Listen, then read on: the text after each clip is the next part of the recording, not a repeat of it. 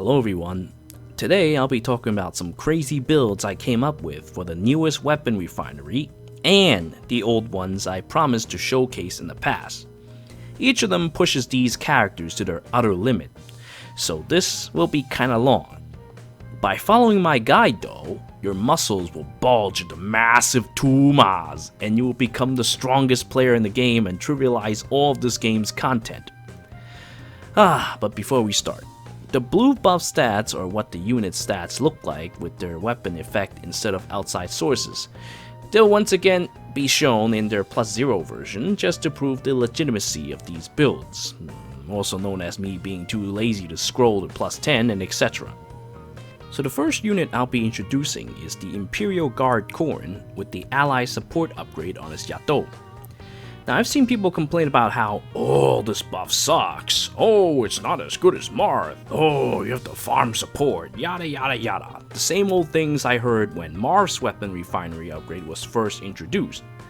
But think about it like this, okay? In normal size maps, you get the same amount of buffs as Marth, 6 to all stats, that instead of being spread to 3 other units, they're focused entirely on Corrin and his chosen ally. So to explain this in Days of Ruins terms, since it is easily my favorite Advance Wars game, Marth is like General Forsyth, who has a boost that covers a large area that spans across his whole army, giving them each a small boost to improve their fighting ability. Similarly, Marth's Prince Overdrive technique shines particularly bright in rival domains and grand conquests where he can buff even more units. On the other hand, Corrin is like Tabitha, my favorite CO besides Penny, who uses her brain damage to control the weather. God, I love that playstyle. But anyway, Tabitha covers everything, focus everything into one unit, turning them into violent beasts. In that game, a light tank that carries Tabitha hits about as hard as a war tank 3 times her size. It is an absolute nightmare to face outside of Fog of War rocket shenanigans. And with Imperial Guard Corrin, he reflects this by not only buffing himself to the extreme, but his ally, say, Dark Emperor Nino as well. Combined with this horrid buff and an owl tome, Dark Emperor Nino can reach upwards to 12 to all stats.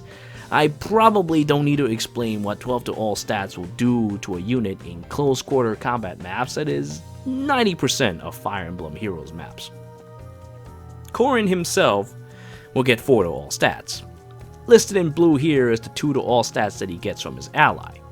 I chose to give him plus res minus HP because with his super boon in res and the extra bulk from stats, he's kinda similar to President Obaro in that he can tank a multitude of attacks. While giving him speed is fine, he still can't quite prevent doubles from the people that actually matters. So instead, we bulk him up, give him distant counter, or distant defense, and quick repulse. And if he were to get doubled for whatever reason, he'll pay the enemy back with a heavy bonfire. This build is meant to be a stationary enemy phase build where Corrin stays near his ally most of the time, preferably with a ranged fighter. The secret technique Nino Po, also known as drawback, passed down by the Dark Emperor, allows Corrin to freely adjust the position of which the Dark Emperor can launch her attacks, or for tactical retreat. You can't do this as well with reposition, where a unit gets tossed over 2 spaces instead, which could make things awkward. And finally, if you're a truly horrible person, you can toss in 2 more Corrins to give out an additional +8 to all stats to your ally, though I find that to be a wasteful experience as dues are kinda limited. On the other hand, Corrin can also choose to focus entirely on himself. By using a different refine, say speed, Corrin can actually become a rather fast and deadly bruiser, though I think that's kinda boring and I wouldn't do it unless you plan to use him as a powerful standalone unit or an arena defense unit, as currently support don't get reflected for arena defense just yet. Now next on the plate is Bulbasaurus Rex. Camilla with the new weapon upgrade becomes an absolute monster, gaining a massive 4 to both attack and speed near air and cavalry units. Giving her offensive stats is a very much needed boost. On top of this, She can also hand out massive 3 to attack and speed to her air and cavalry allies. Now, I've seen people actually talk about being disappointed by this. Get the hell out of here. That's an amazing buff, and the heroes in this game don't fight in a vacuum, you know. That's one of the major flaws that I find sites like GamePress and Gamepedia has. They focus too much on the 1v1 fights, rather than the entire battlefield as a whole. But anyway, for her air allies, if she carries gold flyers, this will end up causing them to receive a massive 7-7 attack and speed bonus just by being near her. This turns any air units she leads into monsters. Like literally, okay? If you're free to play, and you're stuck with the White Wings, or Clair and Al-Qaeda, well, you can instantly turn all these gals into crazed murderers. Especially if they all come with gold flyers of their own. For her setup though, I give her the Gale Force Striker setup. As she'll have tons of attack and speed to work with. As long as she's hit once by a counterattack, she'll be able to unleash Gale Force and be able to move again right afterwards. Alternatively, you could also slap Draconic Aura to break someone in half rather than attacking twice in one turn, and then use Pull Back or Hit and Run to quickly retreat after a quick strike. Otherwise, her Desperation allows her to ruin the next opponent she fights without worrying for counterattacks. Now, her next setup we have is the Distant Counter build, which I've been running for quite some time with Melon Crushers. That particular setup is all about baiting enemies to death in case, there's a need to do so on the team. In most cases though, air units don't really need to worry about baiting too much, but there will be times where you have no choice but to take a hit, and that is where the DC build will come in handy. You can also substitute Distant Counter for a Distant Defense for Ayod's Shield if you're really that worried about archers, though personally I think that archers can easily be dealt with a well-placed airstrike. Now for her IVs, I chose plus speed and minus res, as her res is already high enough to tank things. Shaving it off is not a big deal unless you plan on running ploys, say to support cavalry units for instance, since you can't use gold cavalry for her. Now minus HP is also a good bane as well. I'm a little iffy about minus death because of that super bane, but if she is to be used as a dedicated mage tank on an air team, it is not so very bad. Now next up, we have the Clair Bear, whom, after stealing the winged spear and changing its name, can now perform similar shenanigans as that of Al-Qaeda. Which is funny, because in GamePress that means that she's 2 tiers below Al-Qaeda. Now, take a look at the stats between the two. They're extremely similar, and their pref weapons are the same. Like literally, they're carbon copies of each other. So this gave me brain damage. But then I thought, oh no, they can't be that dumb. They probably just didn't upgrade the Rhomphaia into their database. But then I took a look at her page and the brain damage came back. Fire sweep lands, okay? My god, that's your optimal build? Is that really the only things you guys can come up with? Like, that's your optimal build? With her attack score? When I took a look at the Al-Qaeda page, it was instead using the winged sword as the optimal build, citing its effectiveness, and I quote, "what gave her a new lease in life," for which I can agree with. So then, what about Clair? Chopped liver? I mean, what kind of double standards do you guys have against our blonde, arrogant friend? And you have the galls to ask me to turn off my ad block and get spammed with ads about scam orbs for this crap? Please. Anyway, rant about that aside, Clair Bear performs very similar to that of Al-Qaeda. They even share the same super boon in attack, which I highly recommend picking up if you can, because this will really help to amplify the damage you deal to cavalry and armored units in particular.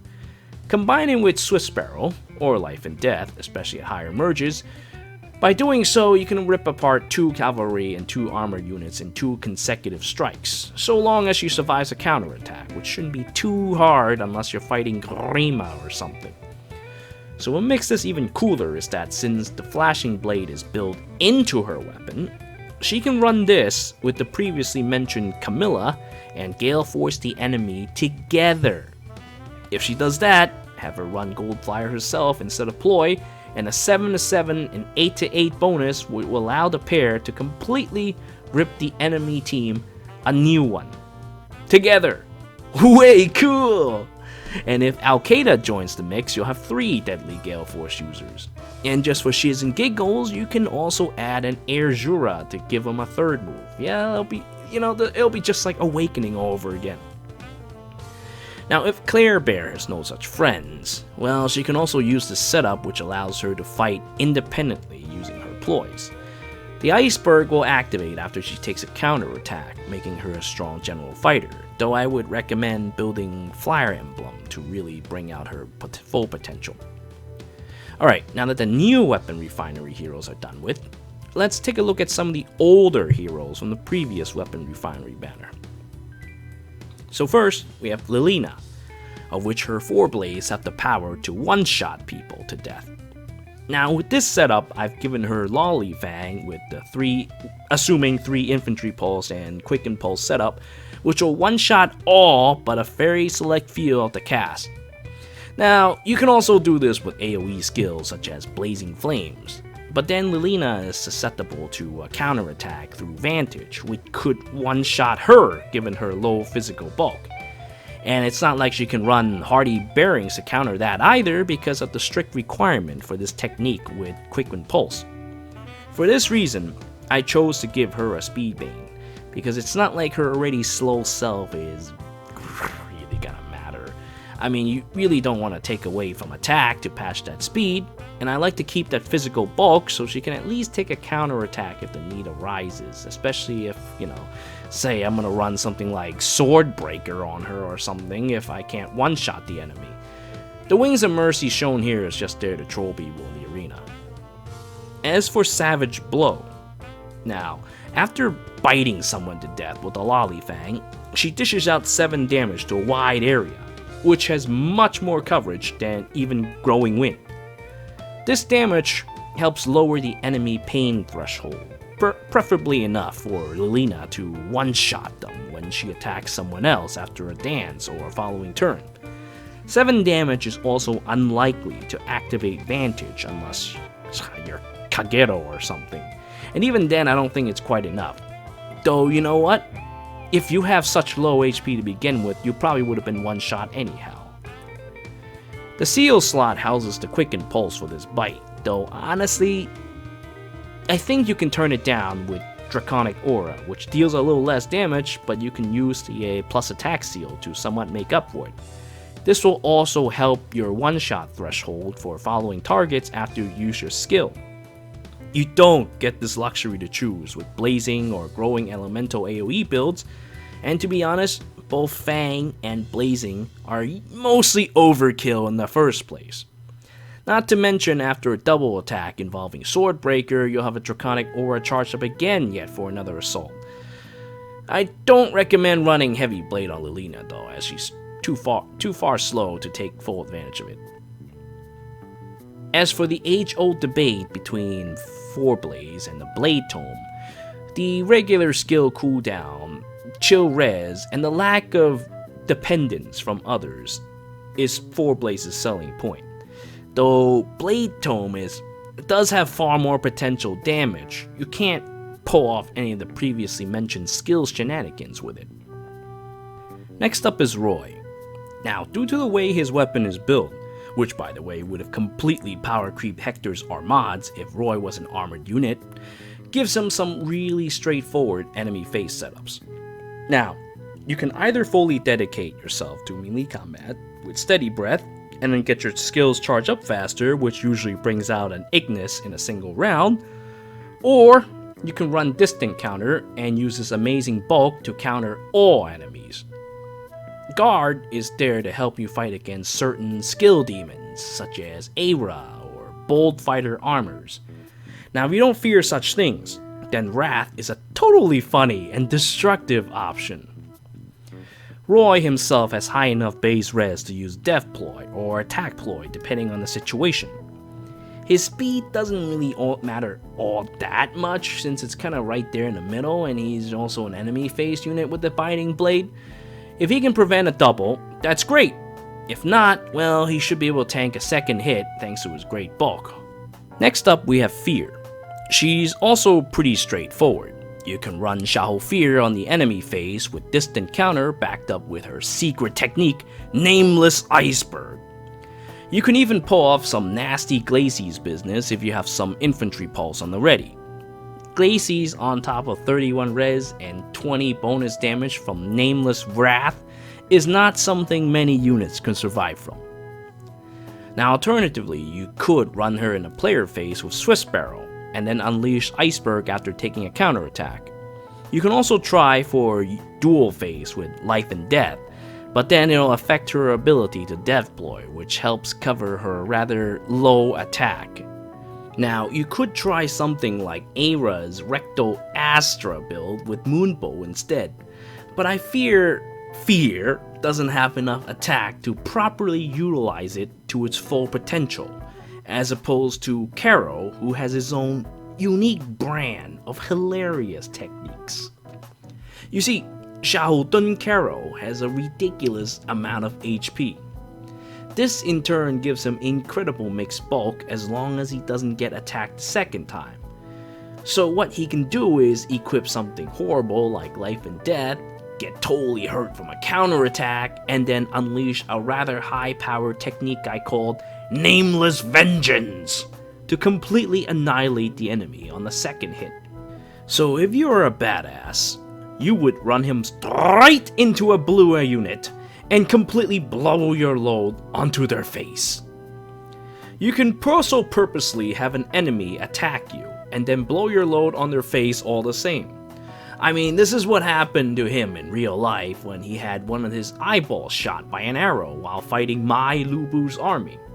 He pulled the damn eyeball out with the arrow, made a badass quote about how not wasting the blood of his parents, ate the damn thing, and then proceeded to murderize the man who shot him before going to seek out medical attention. Now you can do the same thing too, just as long as it's not from a brave weapon or bold armor unit. I doubt his actual defenses can survive such a thing. After you emptied out on the enemy, have someone else toss Xiahou back and have him wait one full turn to get vengeance back. That way, you can unload on someone else's face with the same damage you've taken earlier. Super sick! Now alternatively, if you're scared, then run Luna. It's more consistent damage. Will still serve you well. You can also get a healer to heal you back to full and attack again rather than waiting one turn. Regardless, you will want to run speed +3 with this build. You have to do whatever it takes to get that second strike, otherwise this technique fails. I mean, you can get away with quick repulse seal if you plan on doing more enemy phase business though. The panic ploy is great for weakening a buff enemy before initial battle, but otherwise you can use infantry pulse for more offensive endeavor with the rest of the team. Now, another funny as hell technique is the Infinite Reprisal. This technique is similar to the Rectal Astra, in which Xiahou will take a hit and then immediately pay back with Reprisal regardless of range. Then, on the following turns, he will immediately have Reprisal active due to Wrath, allowing him to dish out Reprisal on the next unfortunate foe. If Xiahou is hurt enough, Reprisal will greatly outdamage even that of Rectal Astra. Similar to Luna, you can use Moonbow to achieve a similar effect. Now Moonbow will do just about the same damage as Rectal Astra due to Nameless Blade's Wudao effect.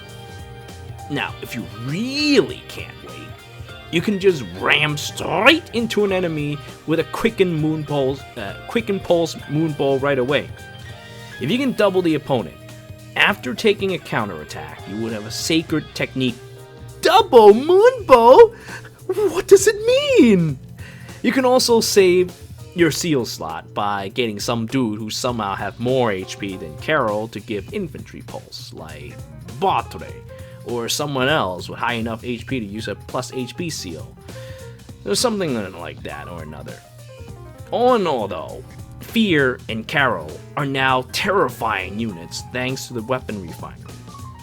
Another similar thing was done with the Clair before. Both Minerva and Michaelis are flying units though, so they don't really get to enjoy the beauty that is infantry pulse or wrath in the mix. Finally, we have Face Cancer Lloyd.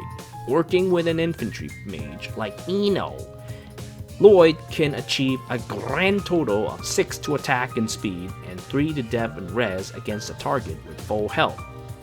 You can now either turn him into a full-fledged player phase monster with 58 attack, 48 speed, and the additional 5 to 10 damage from Deathploy plus extra damage from Glimmer, or if you're confident that you won't run into any speed demons, then 45 speed should be enough to go. You can probably run plus attack instead for more damage.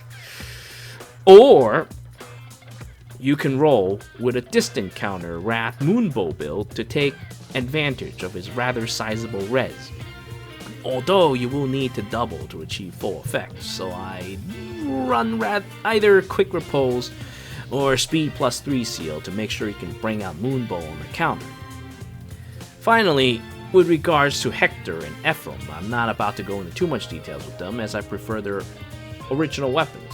To wrap things up, Hector is probably better off with his Omni Breaker nonsense that he can do with Wari Fighter Armads, or simply just needing the use of Quick Repulse, or just avoid using Quick Repulse altogether, as Quick Repulse Seal is a valuable tool that many characters can appreciate.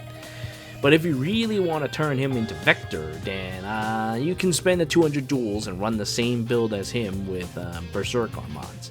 The two weapons are side grades, each with their own unique use. As for Ephrem though, I think he's better off using his standard refinement, as it's less likely for an infantry unit to be isolated. Not that it's an ideal thing to happen in the first place.